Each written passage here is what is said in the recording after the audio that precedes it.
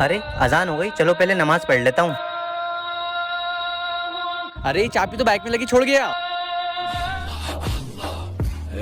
अरे यार ये गाड़ी आगे क्यों नहीं बढ़ रही? अभी तो वो चला के लाया। अरे क्या हो गया इसको?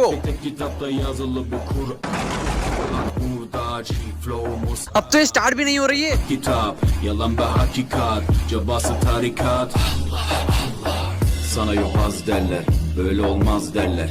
Onlar gibi düşünmedikçe çoban der. अरे सामने से नमाजी आ रहा है, जल्दी से खड़ी कर देता हूँ वरना वो देख लेगा। Bak istediğin güçle saldır. Biz Rabbe müptelayız işimde. Allah, dilimde, Allah, zikrimde, Allah, fikrimde.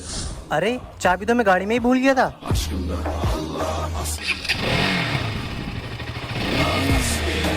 अरे ये गाड़ी अभी तो स्टार्ट भी नहीं हो रही थी, अब अचानक से कैसे स्टार्ट हो गई? तू बेफिक्र होके खुदा को सजदा कर, तेरी जान और माल की हिफाजत अल्लाह करेगा।